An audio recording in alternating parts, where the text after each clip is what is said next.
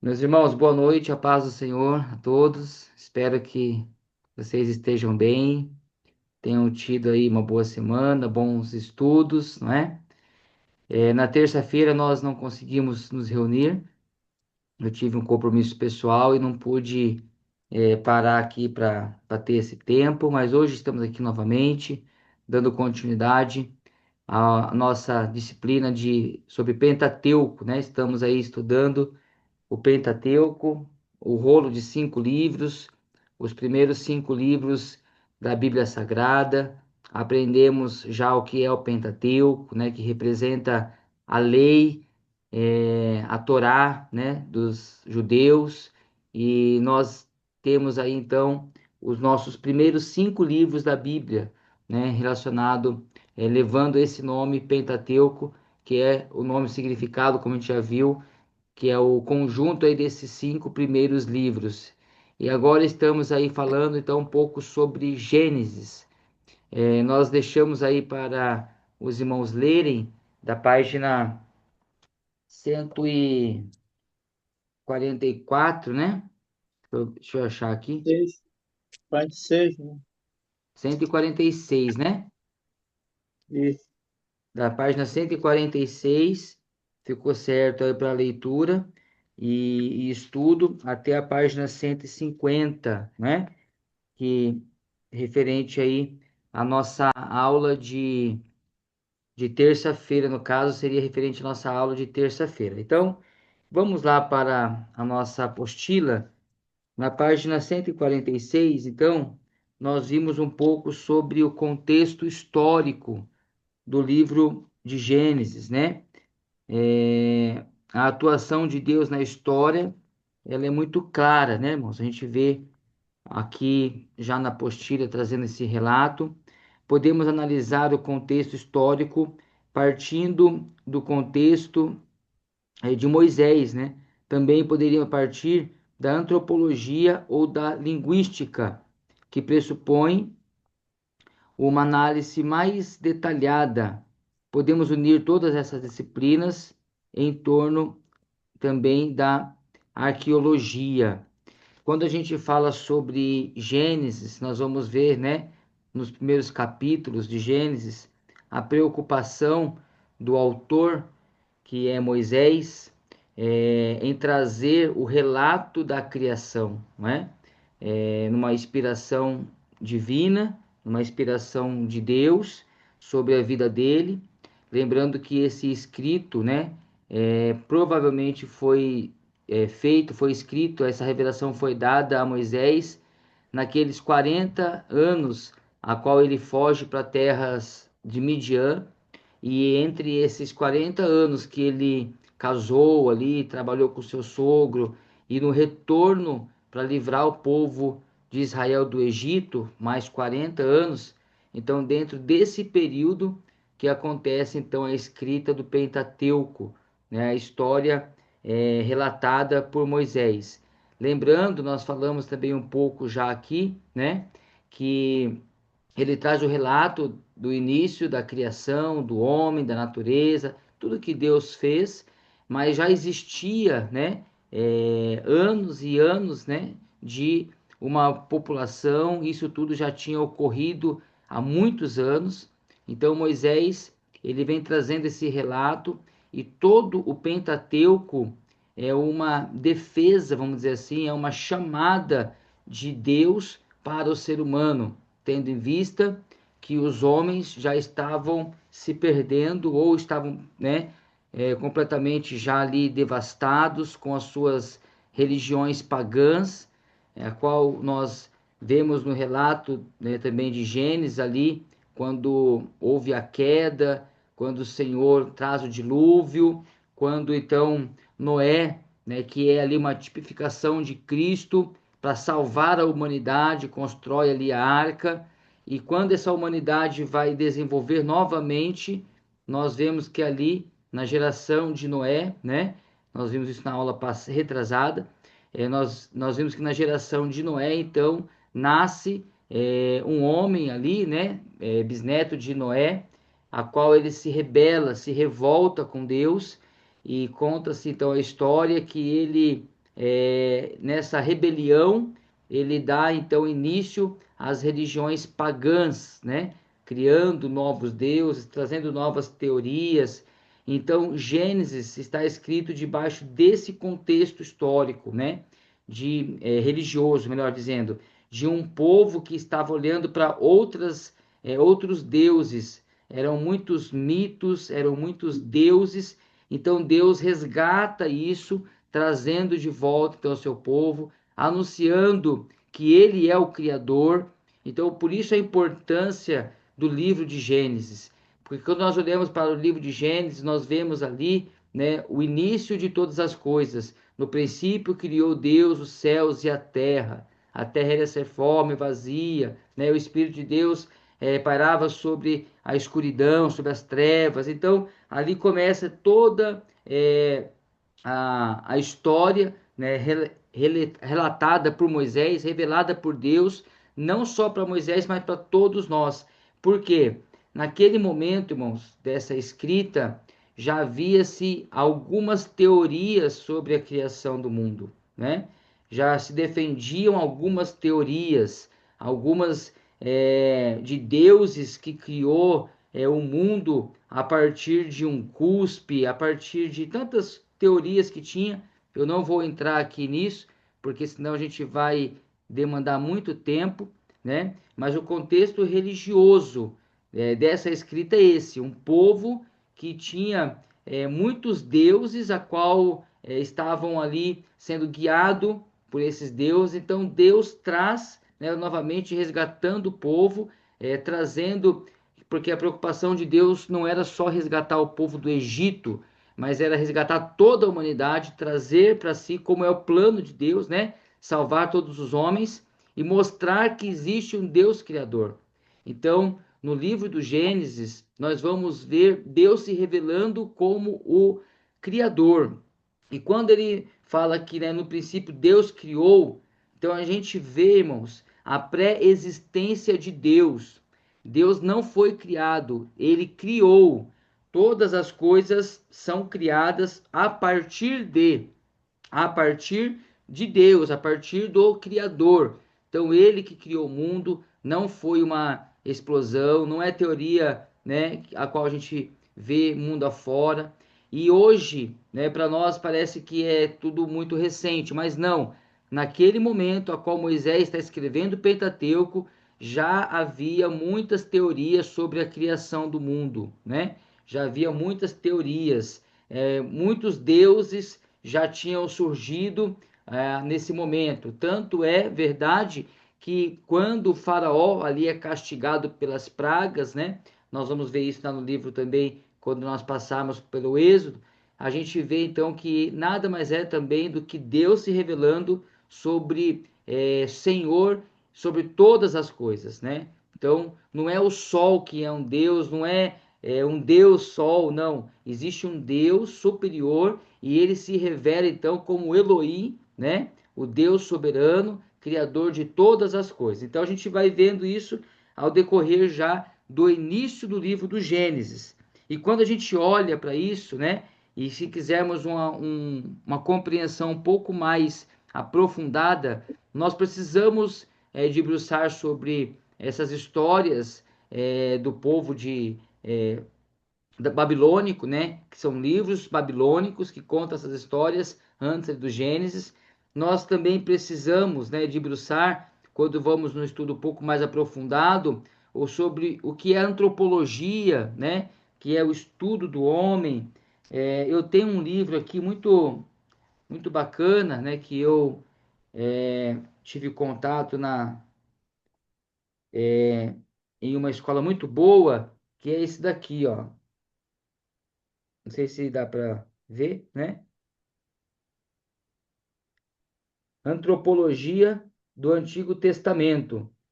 É um livro que não é um livro de leitura, né, histórica, nada disso, mas é um livro para conhecer um pouco mais sobre o homem. Esse livro vai falar, quando a Bíblia fala coração, o que está relatando sobre isso? Quando a Bíblia fala de criação, criou o homem no mesmo dia que criou o animal. Então, como que é essa história? Então, assim, a gente olhando para um estudo como o nosso, nessa apostila, é bem panorâmico. Mas se quisermos um estudo um pouco mais sistemático, né, sistematizado, nós vamos precisar cavucar sobre essas fontes. Amém, queridos? Então, olhando aí para a nossa apostila, né, é sobre isso que nós estamos aí já falando. Eu praticamente falei aí já a página 146, tá bom? Então, foram escravos, numerosos sítios na Palestina. Está falando aqui sobre arqueologia, né? Como relatos históricos, o começo pressupõe 3.000 anos antes de Cristo, tendo uma cultura sofisticada partindo dos vales dos grandes rios. Então, eles perceberam, irmãos, que quando foi se estudar, chegar, né, nesse momento aqui da história, já havia uma população muito à frente, né? Muito com tecnologia, não igual a nossa hoje, mas com inteligência, né? De separação de rios, de valas, cuidado, toda plantio, agricultura. Então o homem já estava caminhando aí, né? Há anos sobre esse conhecimento, inteligência que vem de Deus. Então, olha como que foi importante aquela fala, né? Que eu até citei para os irmãos, que não estava na Bíblia, não está na apostila, é algo que é um pano de fundo, né? Sobre o estudo do Pentateuco. Olha como é importante. Quando a gente vê isso, irmãos, todo aquele povo, eles enxergavam isso como um Deus, né? O Deus que manda chuva, o Deus que do sol, o Deus do plantio, né? Então, por que que Deus está castigando e não chove sobre a terra? Então, tudo tinha um nome de um Deus. Então, Gênesis vem para desmascarar tudo isso e dizer: não, não existe. Existe um único Deus, Criador dos céus, da terra. Foi Ele que criou o homem, Ele que criou o animal, Ele que criou todas as coisas. Então, nós vemos em Gênesis o relato da criação do mundo e do homem. Nós vemos em Gênesis, né, o estabelecimento de uma aliança salvífica, né? Deus se manifestando com uma aliança com o homem, né? Ali, quando o Senhor destrói a terra com o dilúvio e ele faz um pacto com Noé, ele estabelece então ali a aliança. Essa aliança ela é prorrogada, né, para os patriarcas. Nós vamos ver Deus fazendo aliança e zelando por esta aliança com os patriarcas, né, Abraão, Isaac, Jacó. E essa aliança, o Senhor zela por ela, né? O Senhor cumpriu toda a parte do pacto da aliança, até então, isso apontando para o que estava por vir, né? Como diz lá o livro de Hebreus, estava por vir uma aliança maior, um pacto maior, e isso aconteceu, que é com a pessoa de Cristo. Então, Gênesis aponta Cristo como Salvador, e hoje nós vemos isso através dos relatos bíblicos e também vivemos isso com a salvação a qual fomos alcançados por Cristo, e a qual o Senhor continua mantendo aliança com o homem. Agora não é mais uma aliança selada com sangue de animais, mas agora nós temos uma aliança com Deus que foi selada pelo próprio sangue de Cristo, assim como nós fazemos menção em todo mês na Santa Ceia, né? Nós relembramos isso até a vinda do Senhor. Então, o Senhor, ele tem prazer em fazer aliança com a sua criação, né? Com o homem ao qual ele criou. E nós que sempre rompemos essa aliança com Deus, né? A Bíblia diz que são os nossos pecados que nos separam, que nos leva a distanciar-se de Deus. Então, a gente vê aqui em Gênesis, irmão, também o início de tudo isso, que é a queda do homem. O Senhor, ele estabeleceu uma intimidade, um relacionamento com o homem. A Bíblia diz que Deus ia ao jardim todo entardecer para poder conversar com o homem. Então, quando entra então a desobediência, o relato da queda, perde-se então este relacionamento e o homem precisava então desse relacionamento restabelecido com Deus, né? Então a gente vai vendo tudo isso daí. Aqui na página 146, nós estamos dando uma introdução sobre tudo isso que está sendo falado aqui, né? E eu também já falei aqui em alguma aula, quando a Bíblia faz menção de filho de Deus, né, e filho do homem, de uma forma bem resumida, filho de Deus é descendente de Sete, né, que é conhecido como aqueles que temem a Deus, e filho do homem, os descendentes de Caim, aqueles que não temem a Deus, né? Então, de uma forma assim bem resumida, nós podemos entender isso, né? Filho de Deus, descendente de Sete, filho do homem, descendente de Caim. Aí nós temos uma recapitulação na página 147. Estou passando bem rapidinho aqui, porque certamente os irmãos já leram, né? Até a página 150. E entramos aí no 2.5, que é gênero literário.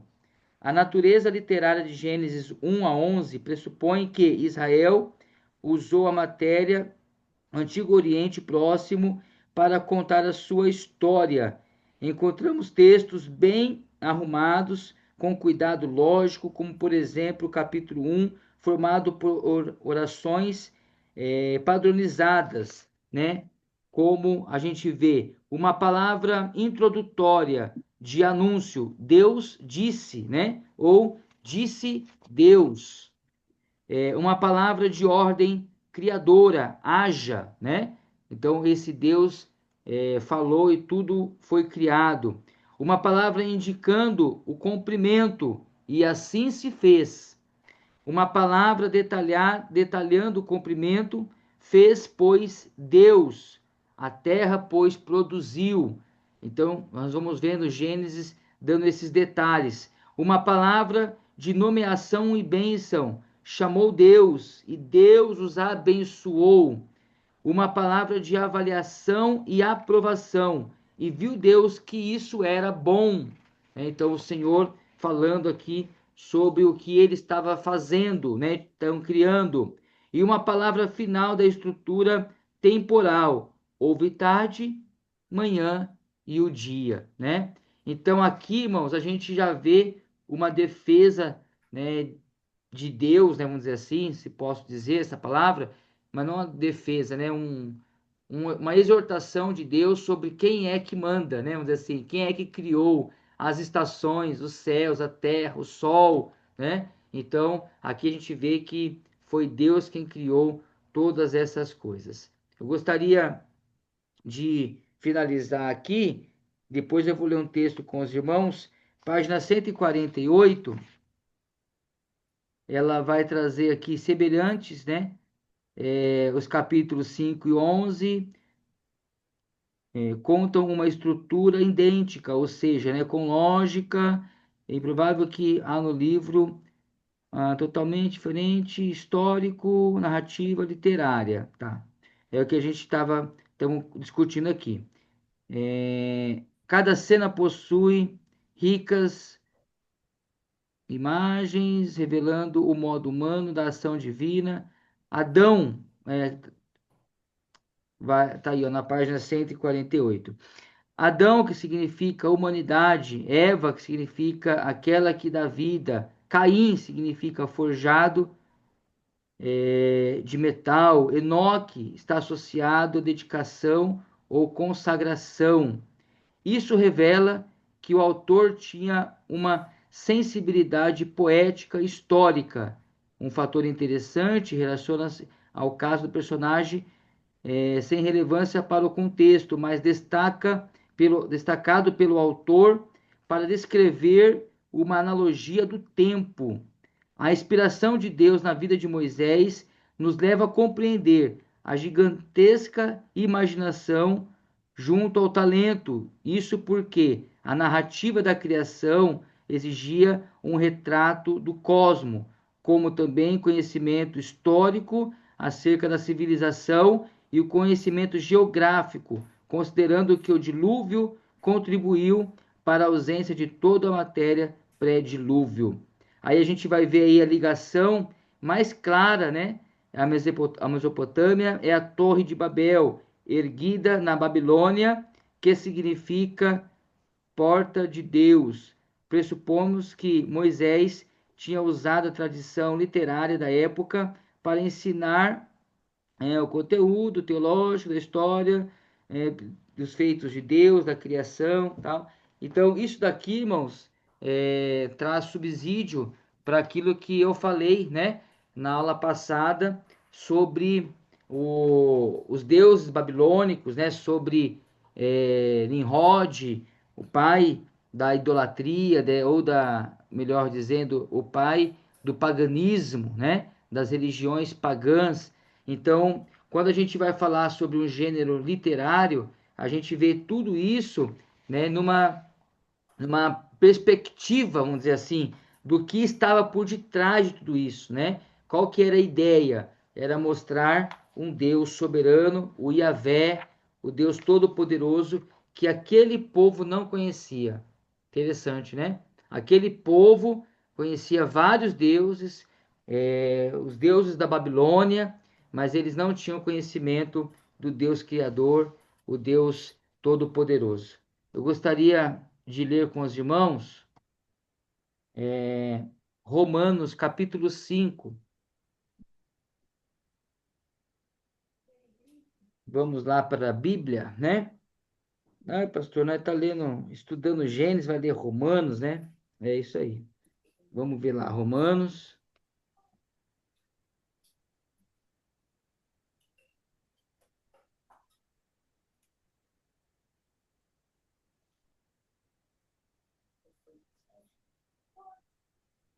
Romanos capítulo 5, irmãos,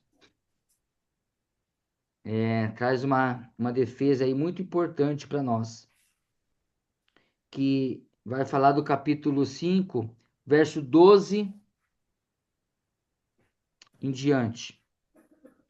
Portanto, assim como por um só homem entrou o pecado no mundo, e pelo pecado veio a morte, assim também a morte passou a toda a humanidade, porque todos pecaram, porque todos, porque antes da lei ser dada havia pecado no mundo, mas o pecado não é levado em conta quando não há lei.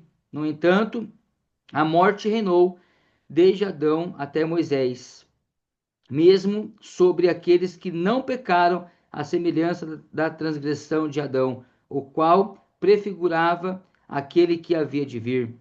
Mas o dom gratuito não é como a ofensa, porque se muitos morreram pela ofensa de um só, muito mais a graça de Deus e o dom pela graça de um só homem, Jesus Cristo, foram abundantes sobre muitos. O dom, entretanto, não é como no caso em que somente um pecou, porque o julgamento derivou de uma só ofensa para a condenação, mas a graça deriva de muitas ofensas para a justificação. Se a morte reinou pela ofensa de um e por meio de um só, muito mais o que recebe a abundância da graça e o dom da justiça reinarão em vida por meio de um só, a saber, Jesus Cristo. Portanto, assim como por uma só ofensa veio o juízo sobre todos os seres humanos para a condenação, assim também, por um só ato de justiça, veio a graça sobre todos para a justificação que dá vida.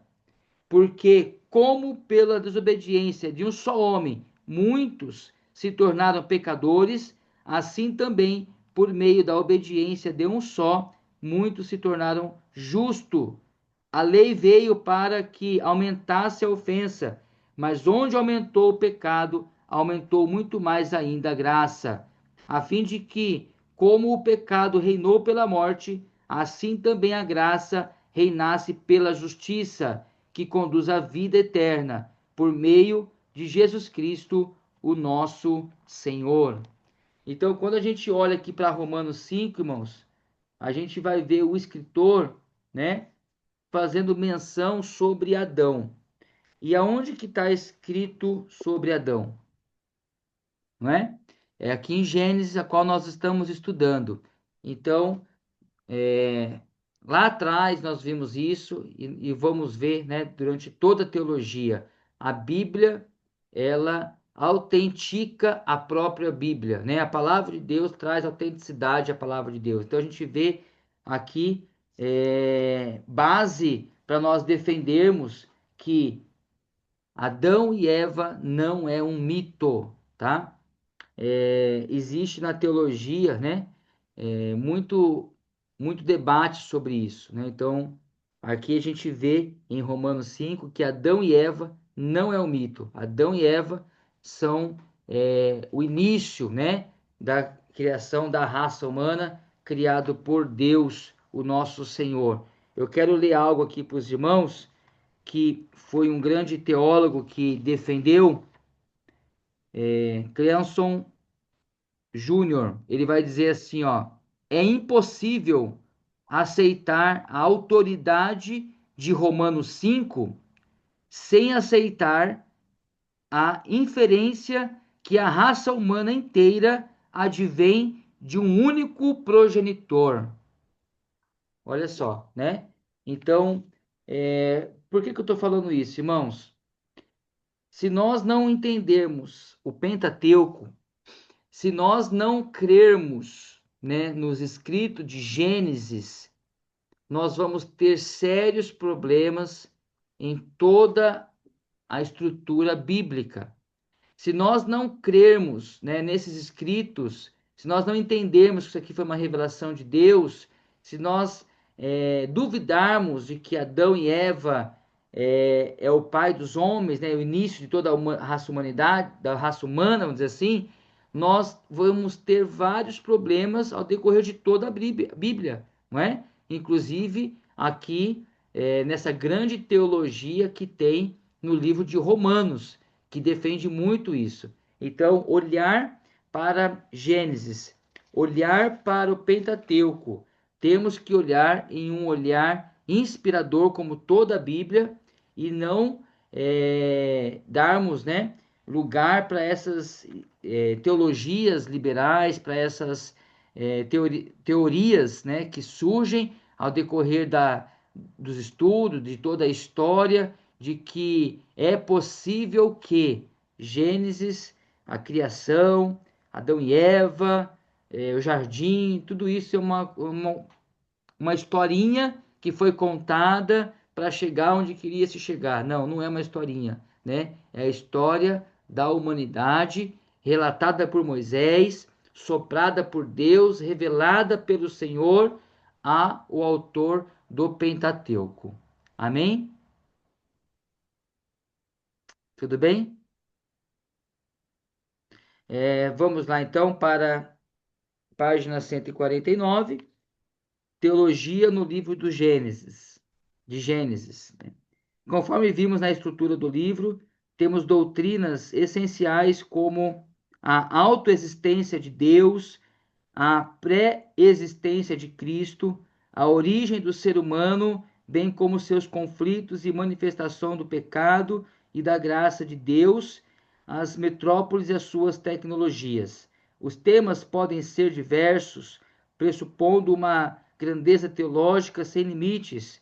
Contudo, desejo destacar aqui algumas das mais relevantes questões da atualidade, como a autoexistência de Deus, quem é o homem, a consequência do pecado e a aliança, né, da criação. Então, praticamente é o resumo de Gênesis isso, né? A pré-existência de Deus, quem é o homem e a consequência do pecado. Então, a gente vai ver aqui na teologia de Gênesis. Nós estamos aí já perto de encerrar o primeiro vídeo, tá, irmãos? Mas eu vou dar continuidade aqui. Se eu me perder aqui nos minutos e derrubar o vídeo, já vou lançar outro link aí no grupo, como de costume.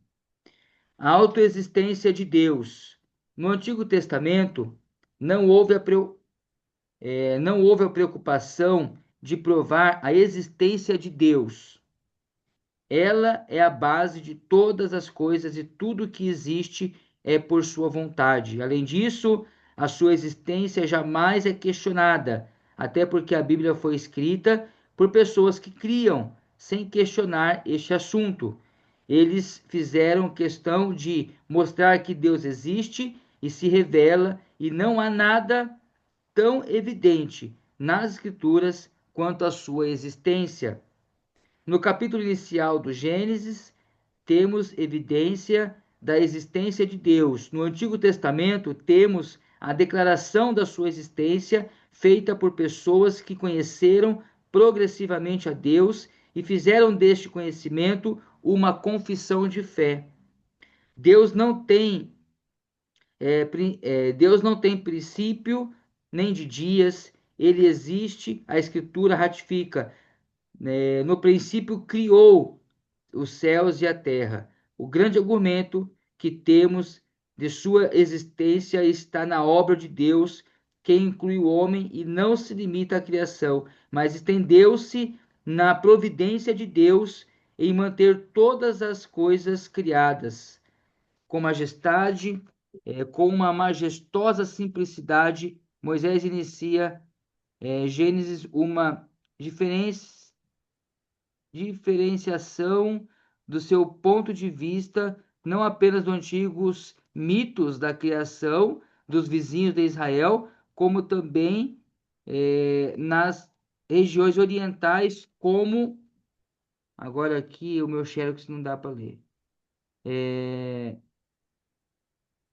Os paganismos, né? Tá aqui, né?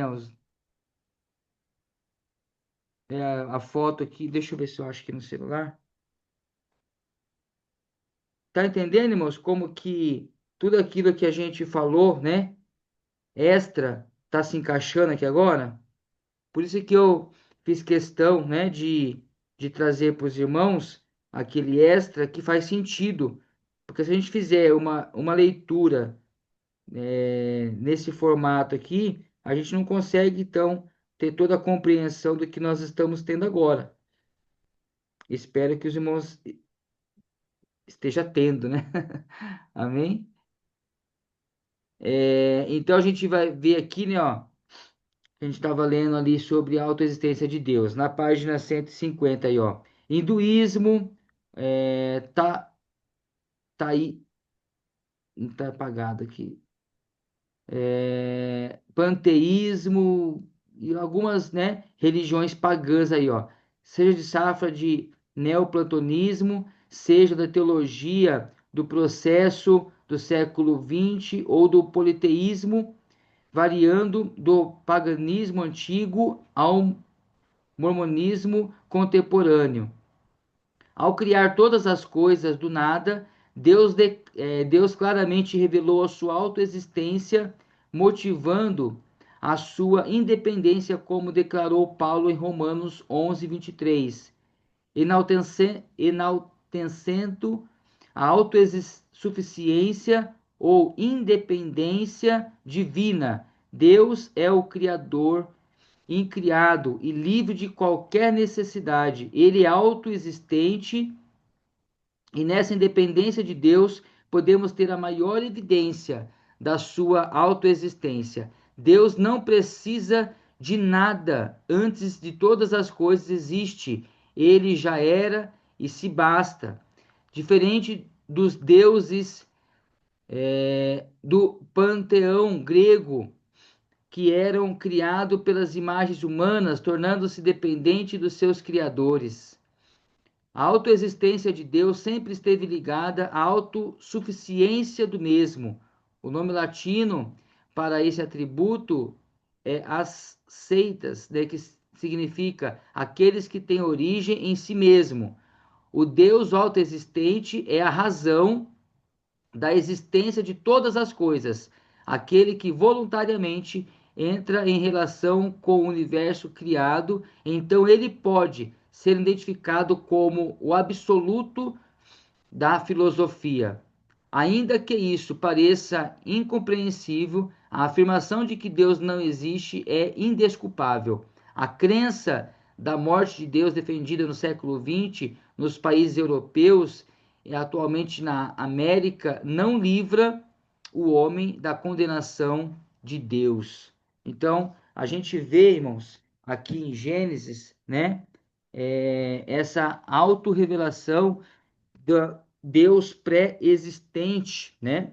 Um Deus que não foi criado, um Deus que não é feito por mão de homens, né? Não tem nenhuma intervenção, não há nenhuma dependência. Ele não foi criado, ele é autoexistente e a pré-existência também de Cristo revelada aqui no livro do Gênesis. Aí tem uma recapitulação aí para nós vermos e vamos entrar agora quem é Deus. Amém? Então, nós vamos aí entrar no quem é Deus, o Criador, né? O, o Deus da aliança, como nós muito conhecemos. Então, eu vou encerrar aqui esse vídeo, esses minutos da aula, e daqui 2 minutinhos eu já vou mandar um novo link aí para nós darmos continuidade.